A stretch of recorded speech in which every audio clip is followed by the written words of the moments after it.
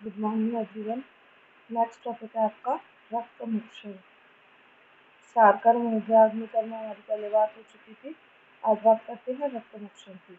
रक्त मोक्षण क्या है? सबसे पहले इसकी बेसिक जानकारी आपको होनी चाहिए और आपके सिलेबस में ये पॉइंट है, हम ये सारे डिटेल में बात करेंगे। तो रक्त मोक्षण होता क्या है? शरीर से रक्त विस्रावित करने की, लेकिन ऐसे नहीं कि चोट लगी तो बह रहा है तो बहने दो, ऐसा नहीं।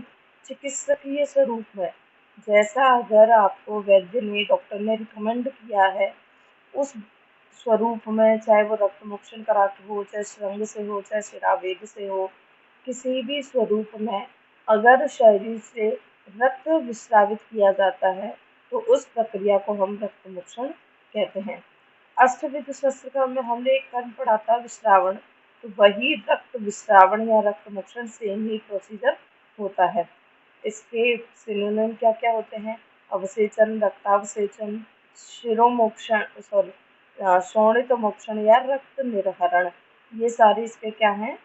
सिनोनिम बोले या पर्याय बोले। फिर आता है इसका महत्व, इसकी इम्पोर्टेंस क्या है, रक्त मोक्षण की चिकित्सा में क्या विशेषता है, क्या इसका महत्व है।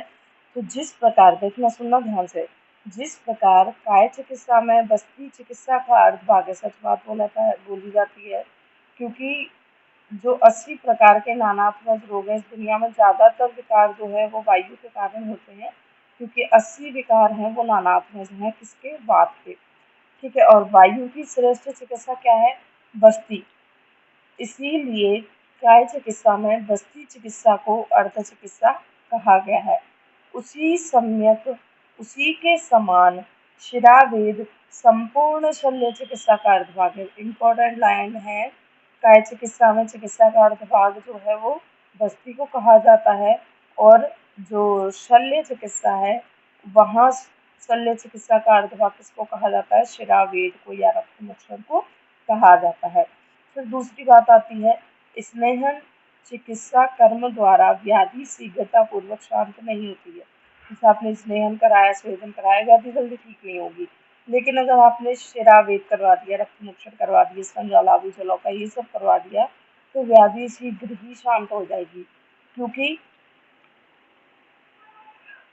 दूषित रक्त जो है वो शरीर के बाहर निकल जाएगा, इसीलिए रोग जल्दी क्या हो जाएगा? शमन हो जाएगा। क्योंकि सभी रोग एवं रोगियों में मुख्य दूष्य कौन होता है? रक्त ही होता है। इसके कारण शिरावेद ही सबसे पहला कर्तव्य है, या शिरावेद ही इसकी मुख्य चिकित्सा है। तो ये चीज़ें थोड़ी थोड़ी आप ध्यान रखना कि काय चिकित्सा में बस्ती को अर्ध चिकित्सा कहा गया है, शल्य चिकित्सा में जो है रक्त मोक्षण को या शिरावेद को अर्ध चिकित्सा कहा गया है। क्यों कहा गया है? क्योंकि मोस्टली रोगों में रक्त ही दूष्य होता है, और शिरावेद करके या रक्त मोक्षण करके हम रक्त को बाहर निकालेंगे तो रोग जल्दी ही ठीक हो जाएगा। फिर आता है विशुद्ध रक्त लक्षण, यानी कि शुद्ध रक्त के क्या लक्षण होते हैं? बहुत पढ़ा हुआ होगा आपने।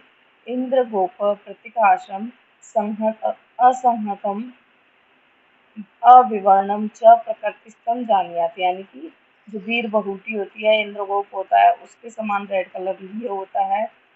ठीक है, और क्या होता है? ना अति संहत, ज़्यादा गाढ़ा नहीं होता है, ना ही विवर्ण होता है, और अगर कपड़े के कांटेक्ट में आए तो कपड़े को धोने पर कपड़े पर स्पॉट या दाग धब्बा नहीं रहना चाहिए। विवर्णता कपड़े पर नहीं रहनी चाहिए। फिर आता है दुष्ट रक्त लक्षण। तो ये थे शुद्ध रक्त के लक्षण, लेकिन हमने शुद्ध के पढ़े तो हमें दुष्ट के भी पढ़ने पड़ेंगे। तो अगर मान लीजिए कोई रक्त है वो वायु के द्वारा दूषित हुआ है, वात के द्वारा अगर रक्त दूषित हुआ है, तो उसका वर्ण जो होगा रक्त का कैसा दिखाई देगा? अरुण वर्ण का, यानी कि रक्त वर्ण का तो रक्त हमेशा ही रहेगा, लेकिन थोड़ा काला पल्लीय होगा, अरुण वर्ण का होगा, विशद होगा और उसमें झाग होंगे। अगर वो रक्त जो है वो पित्त द्वारा दूषित है तो पीत होगा, आश्रित होगा, और उष्णता के कारण जो है देर से गाढ़ा होने वाला होगा, यानी कि जल्दी से इसमें क्लॉटिंग नहीं होगी। ध्यान रखिएगा, इम्पोर्टेंट है। पित्त से दूषित जो रक्त है वो उष्णता के कारण उसमें क्या नहीं होगा? जल्दी से क्लॉट नहीं बनेगा। ठीक है, उसमें क्लॉटिंग जल्दी नहीं होगी। कफ दुष्ट वाला जो होगा वो पांडु वर्ण का होगा, पिच्छिल होगा और थोड़ा गाढ़ा होगा, और तंतु युक्त होगा, यानी कि थिकनेस होगी, इसीलिए बोल दिया कि ये तंतु युक्त होगा। फिर आते हैं रक्त मोक्षण के प्रकार, टाइप ऑफ रक्त मोक्षण। तो आपसे रक्त मोक्षण के प्रकार पूछे जाए, आपको हमेशा दो प्रकार बोलने हैं। पहला होता है शस्त्रकृत और दूसरा होता है अशस्त्रकृत। ठीक है, सुनना ध्यान से। पहला है शस्त्रकृत, यानी जिनमें शस्त्र की हेल्प ली जाए। दूसरा होता है अशस्त्रकृत, यानी कि जिनमें अणुशस्त्र या अन्य चीजों से करवाया जाए, जिनमें शस्त्र की हेल्प ना ली जाए, वो होता है अशस्त्रकृत या अणुशस्त्रकृत कह सकते हो आप उसको।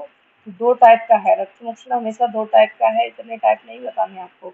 तो हम पहले शस्त्रकृत पढ़ रहे हैं। शस्त्रकृत में सबसे पहला आता है प्रक्षाल, यानी कि कोई पर्टिकुलर एरिया पे आपने लेखन करके वहाँ पे थोड़ा सा स्क्रैपिंग टाइप कर दिया और वहाँ से जो ब्लड आ रहा है वो होता है प्रक्षाल। यानी कि अ, अगर ये प्रक्षाल जो होगा, ये लगाने पर क्या होगा, ऋजु असंकीर्ण सूक्ष्म सम आंसू शीघ्र ही ब्लड को निकालेगा। अनअवगाढ़, जहाँ पर ब्लड की जो है थिकनेस ज़्यादा नहीं है, वहाँ पे हम प्रक्षाल लगा सकते हैं। और जो त्रिदोष से जो दूषित जो रक्त है, उस जगह हम प्रक्षाल लगा सकते हैं। और पिंडित जो रक्त है, यानी कि एक जगह जो रक्त इकट्ठा हो गया है, वहाँ पर आप प्रक्षाल कर्म लगा सकते हैं, यानी कि स्क्रैपिंग करके, इसकी स्क्रैपिंग करके आप रक्त को बाहर निकाल सकते हैं। और एक बात हमेशा आपको याद रखनी है कि प्रक्षाल का हमेशा स्थानीय प्रयोग किया जाता है, ऐसे नहीं है सर्व शरीर में आप इसका प्रयोग नहीं कर सकते। तो जो रक्त त्रिदोष से दूषित हो, अनअवगाढ़ हो, ज़्यादा क्लॉटिंग उसमें हो ही नहीं हो, पिंडित फॉर्म में हो, और स्थानीय रूप में आप प्रक्षाल का प्रयोग कर सकते हो। फिर आता है शिरावेद, जो रक्त त्रिदोष से दूषित हो और पूरे शरीर में फैला हुआ हो, सार्वदैहिक हो, अवगाढ़ हो, थिकनेस हो, अवगाढ़ हो, और असल्यास हो, जिसके अंदर शल्य वगैरह ना हो, वहाँ पर सार्वदैहिक रक्त को बाहर निकालने के लिए हम शिरावेदन का प्रयोग करते हैं। क्लियर है। फिर आता है जलौका श्रृंग अलाबू। जलौका में क्या है, सबसे पहले तो जलौका की प्रॉपर्टी की बात की गई कि जलौका खुद कैसी होती है, शीत होती है। ठीक है, और इसका यूज हम किस में करते हैं, पित्त विकार में करते हैं। तो ये जो होती है, ये अवगाढ़ रक्त को बाहर निकालने वाली होती है, और जलौका का भी हम क्या करते हैं, स्थानीय प्रयोग करते हैं। ये पहले जो प्रॉपर्टी लिखी गई है इन तीनों की, ये खुद की है। जलौका शीत होगी, पित्त विकार में हम यूज लेंगे। अवगाढ़ अगर दोष है, बहुत ज़्यादा नहीं बढ़ा हुआ है, रक्त बहुत ज़्यादा दूषित नहीं है, तो आप जो है इसका ही प्रयोग करोगे, किसका, जलौका का करोगे और स्थानीय करोगे। फिर आता है श्रृंग। श्रृंग जो होता है, स्वयं कैसा होता है, पढ़ लोगे आप पंचकर्मा में। देखो, एक मेरी तरफ से, मेरी खुद एक पर्सनल एडवाइस है आप लोगों को, कि जो रक्त मोक्षण वाला टॉपिक है ना, वो आप यहाँ से पढ़ना भी मत, आपको पंचकर्मा से पढ़ना है। यहाँ पे तो बहुत शॉर्ट में लिखा गया है, पंचकर्मा में बहुत डिटेल में, ये आपका एक बहुत ही डिटेल्ड टॉपिक है। तो वहाँ से जो पढ़ो ना, वही आप शल्य के अंदर लिख के आओगे। और शल्य के लिए भी आप पंचकर्मा की बुक से ही इसको उठाना। यहाँ पे हो सकता है आपको थोड़ा कॉम्प्लिकेटेड लगे, बहुत ज़्यादा डिटेल में नहीं है, तो आपको चीज़ें अच्छे से समझ नहीं आएंगी। इसीलिए एक बार ये पढ़ जरूर लेना, नोट्स में लिखा है तो, लेकिन वहाँ से पढ़ना, पंचकर्मा से ही आपके एग्जाम के लिए पढ़ना है। ठीक है, तो ये श्रृंग जो होता है वो स्निग्ध होता है, उष्ण होता है, मधुर होता है, और वापस विकारों में यूज लिया जाता है। और इसका ये अगर दोष जो है वो अवगाढ़ कम है, यानी कि पहले से और बढ़ गए, अवगाढ़ कम दोष हो गए, उस स्थिति में हम श्रृंग का स्थानीय प्रयोग करेंगे। फिर आता है अलाबू। अलाबू खुद कैसी होती है, रुक्ष होती है, कटु होती है, और तीक्ष्ण प्रकृति की होती है। ये खुद की प्रॉपर्टीज है। अलाबू रुक्ष होती है, कटु होती है, तीक्ष्ण होती है। अलाबू का यूज आप जो है कफज विकारों में करोगे, और दोष और भी ज्यादा बढ़ गए हैं, रक्त अत्यधिक दूषित है, अवगाढ़तर स्थिति में दूषित है, तो आप फिर अलाबू का क्या करोगे, स्थानीय प्रयोग करोगे। तो बस आपको मेन तो यहाँ पे इतनी बात याद रखनी है, रक्त मोक्षण दो टाइप का है, शस्त्रकृत और अशस्त्रकृत। शस्त्रकृत दो टाइप का, प्रक्षाल शिरावेद। अशस्त्रकृत जो है वो चार टाइप का।